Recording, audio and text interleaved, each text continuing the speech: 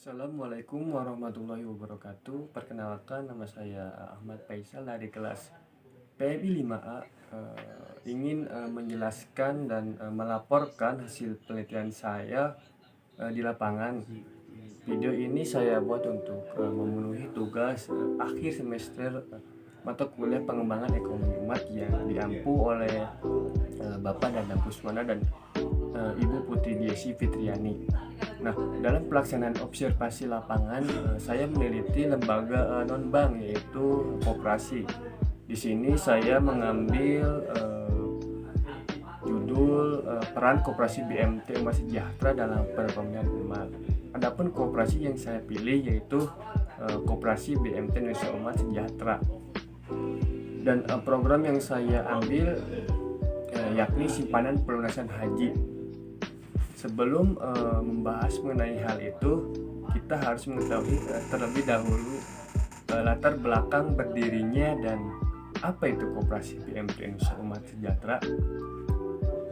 Langsung saja, kondisi perekonomian Indonesia terutama warga Nahdliyin masih memerlukan lembaga keuangan syariah yang mampu mengembangkan ekonomi umatnya yang berada di level grassroots atau usaha mikro dan kecil. Nah, penduduk kota Semarang pada waktu itu mayoritas beragama Islam, terutama menengah ke bawah. Nah, mereka ini sebagai pelaku usaha ekonomi menengah ke bawah untuk mengembangkan ekonomi menengah ke bawah dibutuhkan lembaga keuangan yang berbentuk koperasi syariah, Baitul Mal wa Tamwil. Nah, dengan adanya BMT ini akan memberikan kontribusi yang positif bagi hadirnya pengembangan ekonomi, khususnya bagi masyarakat Muslim menengah ke bawah.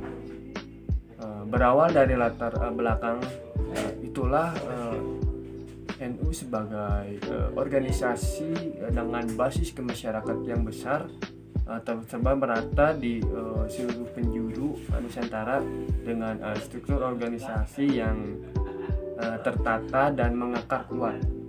Nah, mendirikan sebuah lembaga keuangan syariah BMT Indonesia Umat Sejahtera memulai kiprahnya di dalam bidang koperasi pada tahun 2008. Nah, setelah memulai beberapa proses pada tahun 2003, beberapa anggota mendirikan koperasi Bumi Sejahtera dan telah membuat unit usaha atau serba koperasi Bumi Sejahtera. Nah, koperasi ini merupakan kepanjangan dari Lembaga Perekonomian NU (LPNU). Nah, bertekad melakukan kegiatan usaha yang sepenuhnya berdasarkan syariah Islam pada tanggal 25 April 2008 berdasarkan surat keputusan dari Dinas Koperasi dan UKM Koperasi. Nah, Bumi Sejahtera berubah menjadi Koperasi Nusa Umat Sejahtera. Nah, itu tadi latar belakang berdirinya koperasi. Jadi koperasi ini adalah koperasi yang mengedepankan keislaman dan kemaslahatan bagi masyarakat sekitar. Nah, adapun tujuan didirikannya koperasi ini, koperasi BMT NU Sejahtera adalah yang pertama itu meningkatkan pemberdayaan ekonomi umat berdasarkan prinsip syariah yang amanah dan berkeadilan. Nah, yang kedua, mengembangkan ekonomi umat dalam bentuk usaha mikro, kecil dan menengah dengan berpegang pada prinsip syariah pastinya. Yang ketiga, meningkatkan pengetahuan umat dalam pengelola keuangan yang bersifat jujur, bersih dan transparan. Dan yang keempat, meningkatkan semangat dan peran serta masyarakat dalam kegiatan BMT NU Sejahtera. Baik, mari kita bahas produk dan manfaat di koperasi ini. Secara deskriptif, hasil penelitian saya menunjukkan bahwa kualitas di pelayanan Koperasi Nusa Umat Sejahtera yang bercabang di Cileunyi dinilai baik bagi saya pribadi. Nah, adapun produk yang ada di koperasi tersebut antara lain yang pertama itu wadah, kedua simpanan pendidikan, ketiga simpanan kurban, keempat simpanan umroh, kelima simpanan pelunasan haji, keenam simpanan pensiunan, ketujuh simpanan berjangka, dan yang terakhir ke-8 itu pembiayaan haji atau umroh.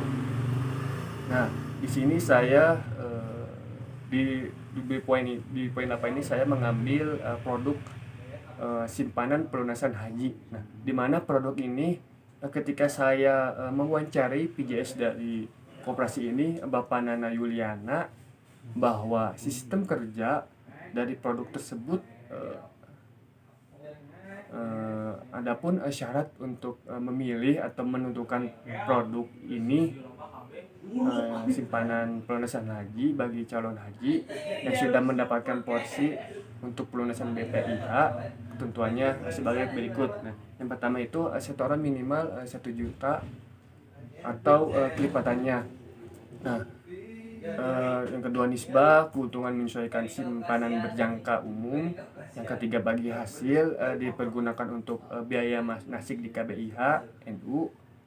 Nah, bila sisa lebih akan dikembalikan kepada anggota. Jika kurang maka anggota dimohon untuk memberikan tambahan. Yang keempat, proses penyetoran pelunasan akan dibantu oleh KSPPS NU Sejahtera. Nah, yang kelima, syarat-syarat mengisi formulir di lampir fotokopi KTP, BPIH, dan buku tabungan bank. Dan yang keenam, dana simpanan tidak dapat diambil kecuali untuk pelunasan haji tersebut. Nah, sebelumnya Bapak Nana mengatakan bahwa secara prosedur haji kita harus mempunyai dana minimal 25 juta atau dana talang. Biasanya dana talang itu ada, yang ada dan tidak ada. Nah, kita punya porsi haji ketika kita mempunyai dana 25 juta baru kita dapat kuota haji atau kita sebut sudah booking lah. Nah, simpanan pelunasan haji merupakan sistem manajemen keuangan kita sendiri.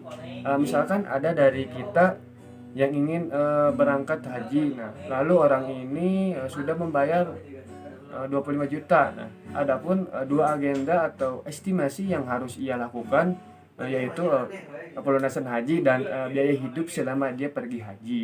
Nah, mereka hitung dari sekarang kekurangan yang harus mereka lunasi tadi. Semisalkan uang yang masuk untuk pergi haji itu 25 juta. Nah, sedangkan naik haji sekarang kita hitung 50 juta. Nah, maka dari pihak koperasi memfasilitasi anggota atau masyarakat untuk menghitung apa saja yang kurang untuk perjalanan hajinya. Nah, seakan-akan kita menabung kepada pihak koperasi lalu menyetorkan kekurangan-kekurangan dari biaya tersebut, apakah per hari, per minggu, atau per bulan, sehingga bagaimana pihak koperasi melunaskannya. Pelunasannya mereka hanya ikut mendukung atau memfasilitasi kepada perencanaan orang yang ingin melunaskan haji. Koperasi BMT NU Sejahtera yang bercabang di Cileunyi Wetan, Kabupaten Bandung, pastinya sangat bermanfaat ya bagi para anggota maupun masyarakat sekitar. Adapun antusiasme dan daya tarik dari masyarakat di wilayah tersebut cukup sangat baik, karena menurut Pak Nana ia menyebutkan bahwa kita bukan menjemput bola melainkan merebut bola. Ia mengatakan untuk mendapatkan itu daya tarik, koperasi ini mengedepankan service excellent atau pelayanan prima, yakni pelayanan yang memperlakukan anggota atau masyarakat dengan mitra. Nah, dengan mitra ini bukan siapa saya, bukan siapa mereka, bukan saya objek dan bukan mereka objek. Pada intinya tidak ada sekat di antara kedua belah pihak. Disinilah yang dijunjung tinggi dari koperasi ini.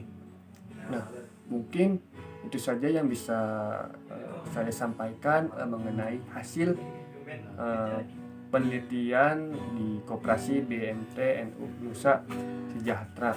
Kurang lebihnya mohon maaf. Assalamualaikum warahmatullahi wabarakatuh.